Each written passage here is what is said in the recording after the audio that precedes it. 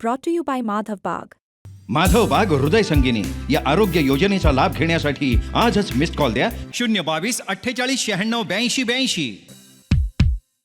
आणि तुला जर आठवत असेल तर आपल्या आधीच्या मुलाखतीमध्ये आपण या विषयावर बोलत होतो. म्हणजे महाविकास आघाडीवर टीका करणारा मी पहिला पत्रकार होतो आणि आपण त्या मुलाखतीत हे मुद्दे यांची चर्चा व्यवस्थित केली होती. तुला जर लक्षात असेल, महाविकास आघाडीच्या डोक्यामध्ये हवा गेली. लोकसभेतल्या विजयानंतर ते एकमेकाला पाण्यात पाहायला लागले आणि सुरुवात तिथून झाली.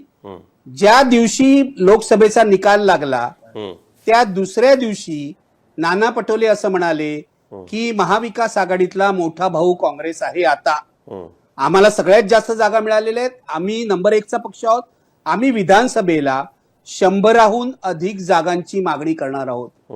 महाविकास आघाडीच्या पराभवाला तिथून सुरुवात झाली. तिथून म्हणजे पायाभरणी तिथे झाली.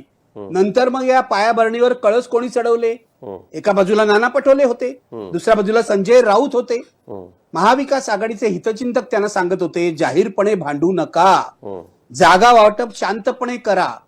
म्हणजे आता नाना पटोले आणि संजय राऊतनाच फक्त दोष द्यायचा असं नाही. उद्धव ठाकरेंच्या वतीने संजय राऊत बोलत होते. नाना पटोले जे बोलत असतील ते काँग्रेसच्या हायकमांडच्या वतीने बोलत असते असं मी म्हणतो. म्हणजे हे दोन्ही जे सर्वोच्च नेते आहेत ते सुद्धा जबाबदार आहेत. महाविकास आघाडीवरच्या विश्वासाला तडा तिथून गेलेला आहे. हे लोक जाहीरपणे भांडतायत. सत्ता मिळायच्या आधी एकतर यांना मुख्यमंत्री कोण ठरवता येत नाहीये. उद्धव ठाकरे म्हणतात तुम्ही मुख्यमंत्री ठरवा. इच्छा तर त्यांना व्हायची आहे, पण हे मुख्यमंत्री ठरवायला तयार नाहीयेत. शरद पवार उलटी सुलटी विधानं करतायत. आधी शरद पवार म्हणाले की आम्हाला काय मुख्यमंत्री पदात वगैरे रस नाही एनसीपीला. नंतर म्हणाले की ज्यांच्या जास्त जागा येतील त्याचा मुख्यमंत्री होईल. त्यामुळे शरद पवारांनी एक नवा गोंधळ निर्माण केला. या सगळ्या ज्या गोष्टी आहेत त्याचा महाविकास आघाडीवर आधीच परिणाम झाला होता. म्हणून सतत आपण काय म्हणत होतो, मी तरी म्हणत होतो की अटीतटीची झुंज आहे. महाविकास आघाडी लोकांच्या सहानुभूतीमुळे 1-2 पावलं पुढे आहे. माझं म्हणणं इतकंच आहे की ही लोकांची सहानुभूती जी होती ना ती महाविकास आघाडीने जागा वाटवामध्ये गमावली. त्यानंतर प्रचार ढिला पडला. यांचा काही प्रचारच नव्हता.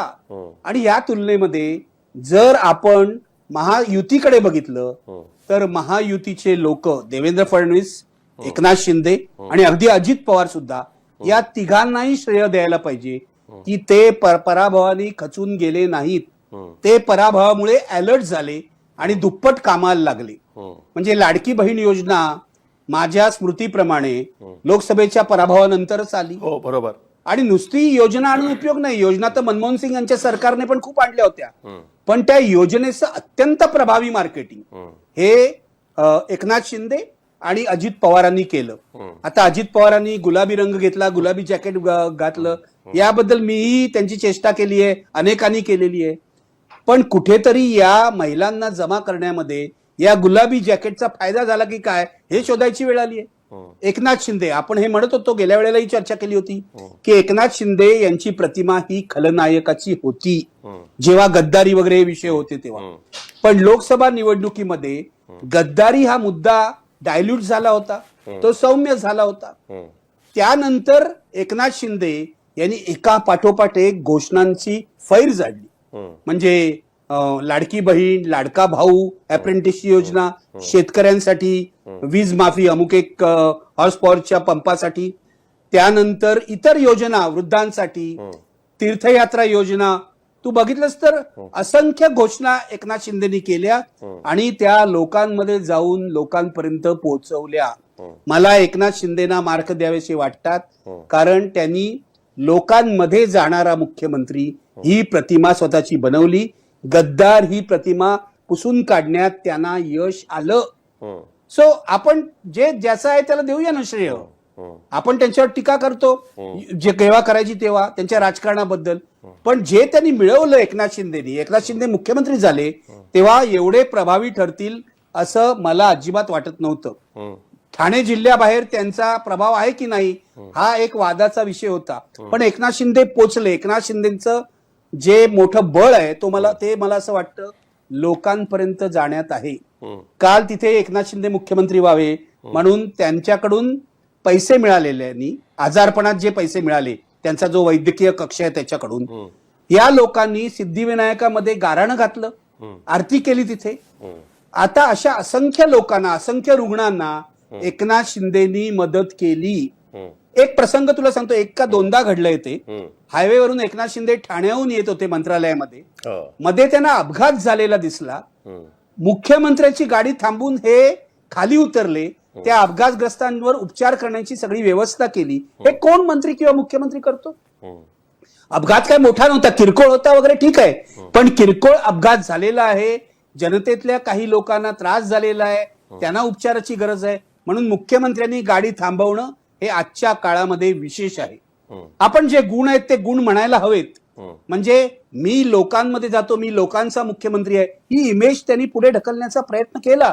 आणि लाडकी बहीण योजनेमुळे त्यांचाही फायदा झाला, जसा अजित पवारांचा झाला तसा त्यांचाही फायदा झाला. दुसऱ्या बाजूला देवेंद्र फडणवीस यांचं श्रेय काय मी सांगतो. एक तर पहिली गोष्ट म्हणजे लोकसभेच्या पराभवानंतर ते खचले नाहीत, हे महत्वाची गोष्ट. पूर्ण भाजप खचला होता, भाजपचे कार्यकर्ते नकारात्मक मूडमध्ये होते, पण त्यांना पुन्हा उत्साह दिला. विशेषतः हरियाणातल्या विजयानंतर आपण जिंकू शकतो हे त्यांनी आणि अमित शहानी या कार्यकर्त्यांना पटवून दिलं. आणि जे RSS वाले, संघवाले निष्क्रिय होते लोकसभेच्या निवडणुकीच्या वेळेला, त्यांना प्रचारात आणलं.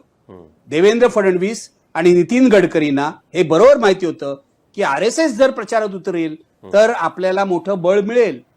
मोहन भागवतांपासून सगळ्यांच्या भेटी घेतल्या देवेंद्र फडणवीस यांनी. नितीन गडकरींना सुद्धा भेटले आपले अहंकार बाजूला ठेवून, आणि मोहन भागवतांना कन्व्हिन्स केलं की संघाचे स्वयंसेवक प्रचारात उतरले पाहिजेत, नाहीतर महाविकास आघाडी जिंकेल आणि आपण अडचणीत येऊ, हे त्यांनी कन्व्हिन्स केलं. म्हणजे तुझ्याकडे मला वाटतं रिपोर्टर अँकर आहे, तिने पण एक शो केला होता, संघाचे लोक काय करतायत, संघ कसा काम करतोय वगैरे वगैरे. अनुजा धाकरस मला वाटतं, तर तिने शो केला होता. तीही बोलली संघवाल्यांशी जाऊन, ते काय काय करतायत, कसे कसे जाऊन घरोघर फिरतायत. हे बघ, संघाचं नेटवर्क मोठं आहे, आपण हे मान्य करायला हवं. जरी मी संघाचा टीकाकार असलो तरी त्यांची बलस्थानं काय आहेत मला माहितीये. ते घराघरात जाऊ शकतात, त्यांच्या शाखा सर्वत्र असतात, त्यांचे जुने जे लोक आहेत त्यांच्याशी ते संपर्क ठेवून असतात. ते सगळं त्यांनी ऍक्टिव्ह केलं ना देवेंद्र फडणवीसांनी. पुन्हा देवेंद्र फडणवीसांनी फडणवीस म्हणजे ब्राह्मण हा जो आपल्याला टॅग लागलाय तो काढायचा प्रयत्न केला. गेल्या 2 महिन्यामध्ये सोशल मीडिया बघा, होर्डिंग्स बघा, इतर ठिकाणी बघा, देवेंद्र फडणवीस असं कधी आपण वाचलं नाही. देवाभाऊ काय नाव आलं? देवाभाऊ, आमचा देवाभाऊ. देवेंद्र फडणवीसांचं नाव देवाभाऊ झालं आणि ते जाणीवपूर्वक करण्यात आलं, कारण ब्राह्मणपणाचा जो टॅग आहे तो त्यांना नको होता. मी बहुजनांचा मुख्यमंत्री आहे, मी बहुजनांचा सुद्धा नेता आहे, जरी ब्राह्मण म्हणून जन्माला आलो तरी सुद्धा, हे त्यांना दाखवायचं होतं. तशी होर्डिंग त्यांनी सगळ्या हायवेवर सुद्धा लावली होती, तुझ्या लक्षात असेल, तेव्हा टीकाही झाली होती. पण हे त्यांनी पद्धतशीरपणे केलं. आणि त्यांच्याच म्हणण्याप्रमाणे देवेंद्र फडणवीसांच्या जे एक आहे काय, एक आहे तो सेफ आहे, बरोबर आहे ना? हा, एक आहे तो सेफ आहे, ही घोषणा उपयोगी पडली असं ते म्हणतात. आणि दुसरं श्रेय ते मोदींना देतात की मोदी आहे तो मुमकिन आहे. तर मला असं वाटतं मोदी आहे तो मुमकिन आहे आदरापोटी ते बोलतायत, पण त्यांनाही माहिती आहे की मोदींचा फारसा काही उपयोग झाला नाही यावेळेला. एक आहे तो सेफ आहे म्हणजे त्यांनी काय केलं, मूळ घोषणा काय होती, बटेंगे तो कटेंगे. ही घोषणा महाराष्ट्रात चालणार नाही असं पंकजा मुंडे म्हणाल्या, अजित पवार म्हणाले, अशोक चव्हाण म्हणाले, उलटी रिॲक्शन आली. मग मोदींनी आणि अमित शहानी हुशारी केली, त्यांनी ही घोषणा मवाळ केली.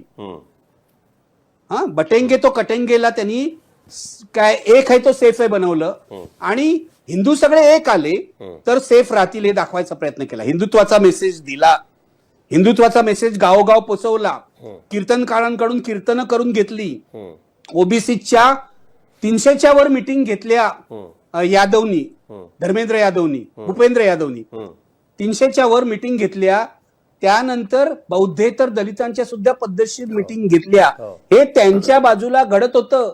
महाविकास आघाडी अशा वेळेला काय करत होती? काहीच नाही, बसले होते की काय म्हणतात ना की आम्हाला देवानीच सांगितलेलं आहे तुम्ही जिंकणार आहात, त्यामुळे आपोआपच निवडून येणार आहात तुम्ही, असे या सगळ्यांना नाना पटोले, राऊत सगळ्यांना वाटत होतं एकच अपवाद शरद पवारांचा, जे मेहनत घेत होते, गावोगावी जात होते, त्यांनाही यश मिळालं नाही. ही एक दुर्दैवाची गोष्ट आहे. पण शरद पवार सोडले, जयंत पाटील सोडले, तर बाकी पक्षाचे नेते उद्धव ठाकरे यांनी सुद्धा शेवटच्या 15 दिवसात प्रचार सुरू केलेला आहे. त्याआधी तर त्यांचं एन्जिओप्लास्टी किंवा व्हॉट एव्हर झालं होतं, ते रुग्णालयात होते, थोडे दिवस आराम करत होते. त्यानंतर त्यांनी प्रचार सुरू केला. शेवटचे 15 दिवसच महाविकास आघाडीने प्रचार केला. आणि महाविकास आघाडीच्या पराभवाचं एक मोठं कारण मी तुला सांगतो, त्यांनी एकमेकाचे उमेदवार पाडले. एकमेकाचे उमेदवार पाडले. उदाहरणार्थ सोलापूरला जर काँग्रेसला जागा नाही मिळाली, दक्षिण सोलापूर का कुठची, तर प्रणिती शिंदेना एवढी प्रगल्भता असायला हवी की आपण आघाडी म्हणून लढतो आहोत, भाजपचा पराभव हा आपला अजेंडा आहे. त्यामुळे समजा एक जागा नाही मिळाली आणि तिथे शिवसेनेचा माणूस निवडून आला उद्धव ठाकरे यांच्या, तर काही आपलं नुकसान होणार नाहीये, शेवट आघाडीचा माणूस निवडून येणार आहे. पण प्रणिती शिंदे एरवी त्या शांत असतात, त्यांनी याच वेळी बंडाचं निशाण उभं केलं आणि अपक्ष उमेदवाराला पाठिंबा दिला. त्या अपक्ष उमेदवाराला किती कमी मतं पडली आहेत हे आपण पाहू शकतो. पण झाला ना तिथे महाविकास आघाडीचा सोलापूरमध्ये त्या मतदारसंघामध्ये पराभव झाला आणि त्याला प्रणिती शिंदे जबाबदार आहेत. असं अनेक ठिकाणी झालंय. नाना पटोले मुख्यमंत्री होऊ नयेत म्हणून विदर्भात किती लोकांना उभं करण्यात आलं इतर नेत्यांमार्फत, हे जरा शोधून काढा म्हणावं. तू जे म्हणतोयस ना अपक्ष आणि बंडखोर, तर हे बंडखोर अपक्ष हे भाजपने उभे करायचीच गरज नव्हती. काँग्रेस हीच स्वतःचा शत्रू आहे. त्यामुळे विदर्भात जो काँग्रेसचा पराभव झालाय ना, त्याला जबाबदार काँग्रेसचे नेते आहेत. बघा एकमेकाचं जमतंय की नाही, नाना पटोलेच्या विरुद्ध कोण कोण आहे आणि कोणी उमेदवार उभे केले नाना पटोले मुख्यमंत्री होऊ नयेत म्हणून, हे चेक करा, मग लक्षात येईल. एका बाजूला महायुती आपल्या ऐक्याचं प्रदर्शन करत होती, त्यांच्यामध्ये मतभेद नव्हते, मतभेद होते ना, जागा वाटपाच्या वेळेला होते, पण त्यांनी प्रदर्शन केलं नाही. अमित शहाचे वटारलेले डोळे पाहून का होईना हे तिघं गप्प बसत होते, जाहीरपणे काही बोलत नव्हते. इथे तर मुक्त रान होतं ना, रोज सकाळी उठून 9 वाजताचा भोंगा वाजायचा संजय राऊतांचा. नाना पटोलेवर टीका करायचे, नाना पटोले दिवसभर यांच्यावर बोलत राहायचे आणि मग लोकांची करमणूक व्हायची. तेव्हा ऐक्याची भावना आमच्यात आहे महायुतीमध्ये, हे सुद्धा त्यांनी लोकांपर्यंत पोहोचवलंय. लक्षात घ्या, जी त्यांना जास्त मतं मिळालेली आहेत. महायुती महाविकास आघाडीच्या पुढे होती याविषयी माझ्या मनात शंका नाही. म्हणून मी म्हणतो महायुती जिंकली याच्यामध्ये काय मला आश्चर्य वाटत नाही.